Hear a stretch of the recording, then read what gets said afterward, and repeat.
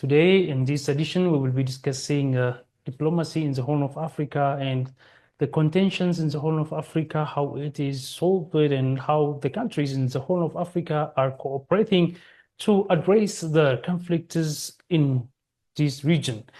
To discuss this issue, I'm joined by Professor Noah Midamba, Professor of Defense and Foreign Policy, former Vice President of Kent State University in the US, current Chairman of Moi University Council, and Senior Associate of Global Center for Policy and Strategy. Till the end of our program, stay tuned. Thank you for joining me and for your time as well.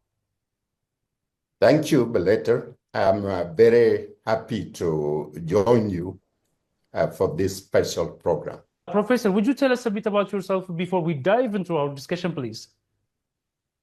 Beleter, I spent 40 years in the United States, and I graduated from Graduate School of International Studies at the University of Denver. I work as in the cabinet of Governor of Washington State. I had the opportunity to serve on the national U.S. national security. I also have served as a consultant with major companies like Maryland Realty. Became vice president of Kent State University before I moved to Kenya to become vice chancellor of KCA University.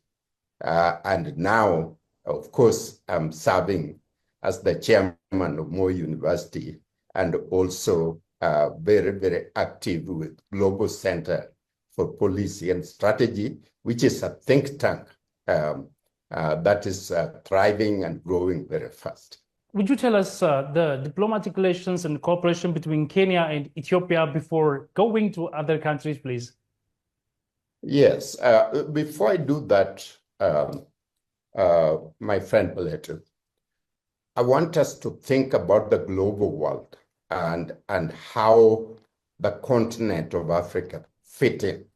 The continent of Africa, as I constantly describe, is the largest island in the world because it's surrounded by everybody. We only have a little connection to the Middle East, but otherwise we are a huge island. And therefore, the whole world revolves around us. The US, Europe, Asia, Australia, everybody is around us. And there is a very critical choke point for the world trade, and that is the Horn of Africa.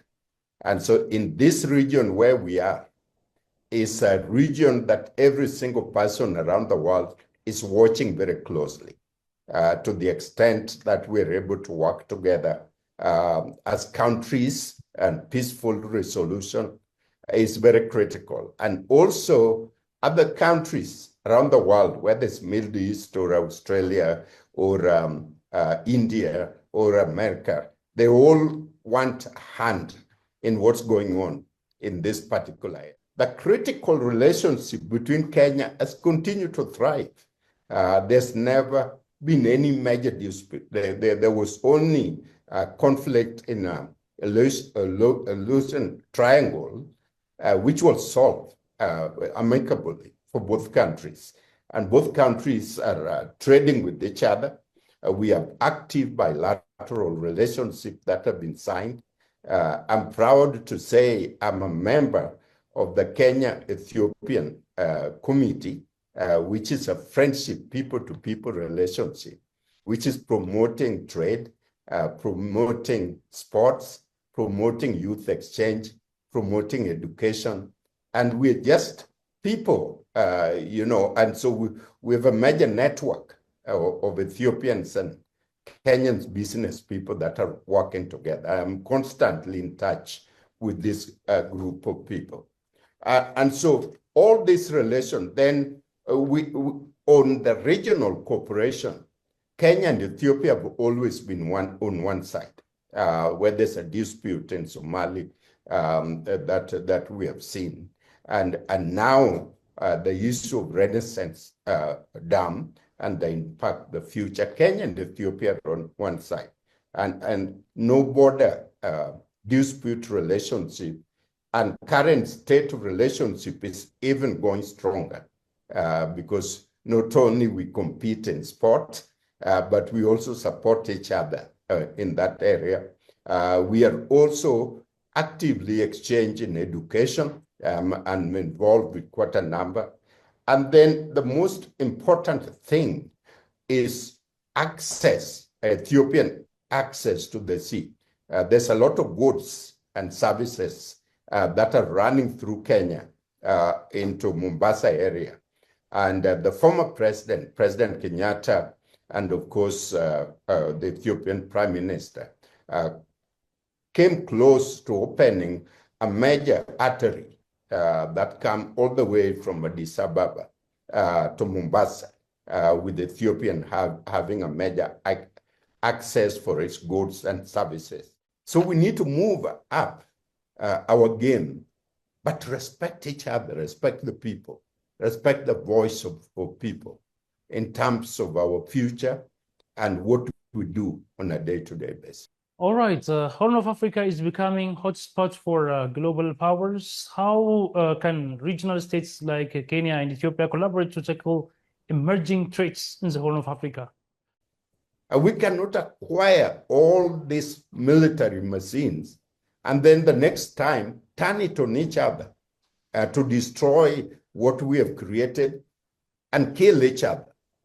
You know, so if you see the DRC Congo, DRC is one of the worst situation in the continent, in the world, because it should be one of the richest country in the world, but is considered one of the poorest country in the world because of the outside control and influence. Everybody have a beachhead.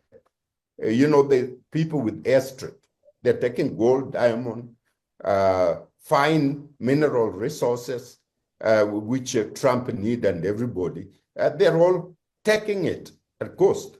Russians are grabbing Sudan and taking all the gold in the idea of protection. And then you promote people like Al-Shabaab. Al-Shabaab is not serving the best interest of Africa and the best interest of themselves. They're serving the interests of outsiders. And those outsiders may be the Middle Eastern who are funding them with money and everything. And the question is, why do we sit down at Addis Ababa and hug each other and talk about peaceful resolution? And then at the same time, within ourselves, we have Al-Shabaab infiltrating to destroy what we have, and then promoting a war between Ethiopia and Somalia. Ethiopia is not landlocked. You know, this is the question that needs to stop. Switzerland is supposed to be landlocked. They are not landlocked. It's one of the wealthiest countries in the world. Ethiopia can have access to Somalia. Ethiopia have access to Kenya. And through negotiation, not fight, not going in with the military, that will not work. It will never work. And I've been one of the strongest advocates that said, let's use diplomacy. Let's make sure. And then we'll talk a little bit about the Renaissance Dam. Egyptian military should not be built to come and take over and destroy Ethiopia. That is one thing Africans cannot accept as a group. You know, so I'm saying peaceful, consistent strategies for security, for intelligence, for development. Development means food, basket of food for people. It means infrastructure. It means education, because a country without education cannot grow. So we have to promote education from primary all the way to tertiary education. And then we have to understand how to learn from each other, the model we are creating. The model in Ethiopia will work in Kenya. SGR in Ethiopia was built at a cost The SGR in Kenya was built at a high expensive. So why is this one more expensive than the other? If they are both built by Chinese technocrats, what happened over here? So those are the kind of things and the serious approach. We need to really solve such. Force cannot lead to stability. Force lead to destruction and instability. Somalia is a very fragile state right now. Ethiopian force went in, Kenya force went in, other Africans, Burundians, Rwandese, they went in to make sure that we Africans are solving our own problem by establishing a government in Ethiopia that is capable of governing itself. These countries did not go to Somalia to take any part of Somalia. So the issue is Ethiopian access to the sea need to be negotiated, need to be diplomatic, need to be understood as an important area for the entire continent of Africa. Because at this point, my friend, Europe is trading with each other at 75%. Asia are trading with each other at over 50%. Africa is trading each other at 15%. So why? Because of this, I call them little silly squabble and destruction of our development trajectory. It is very, very important for Ethiopia as a country, the sixth largest economy in the continent of Africa, to have access to the sea. This should not be a debate where it can have access to the sea through Somalia. Somalia is a long sea, port, but negotiated kindly, quietly, and peacefully. Ethiopia can have access from Moyale all the way to Mombasa. So southern Ethiopia can move on and have access to there. So those are very, very important problems. It is Asmara was blocked, but eventually there can be a negotiated settlement so that Asmara, controlled by Eritrea, can still have Ethiopian access to the sea. This is how development come about. But any inkling of instability, of force, will bring really some ugly interests from around the world who are not interested in what is happening and peaceful resolution to Africa. Ethiopia and Kenya were the founding members, and how is it acting, and what should be, a recommendation for this AU for solving conflicts in the Horn of Africa and Africa in general, and how is it acting? Can we talk about this? Unite Africa. Africa must unite.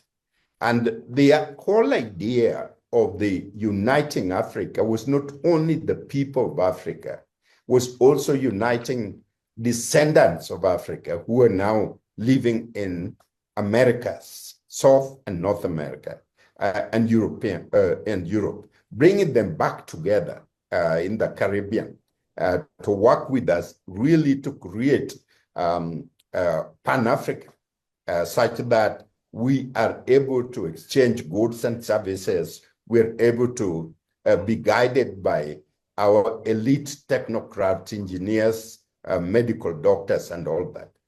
And from the Nyerere group, which I like, Nyerere group was advocating for regional development. Let's bring the regions together because uniting Africa is easy to say than done. We are divided. We are divided by ethnic groups, by tribal groups. We're divided by former colonialists, they're Anglophone, Lusophone, Francophone. All those all those a division, and there's very serious division. And therefore, we need to start from, say, the East Africa community, the Southern Africa base, the West Africa base, and unite us and be very serious about our development in those areas. And then support African Development Bank, support AU, and commit to the growth of AU as strong as Europeans have done.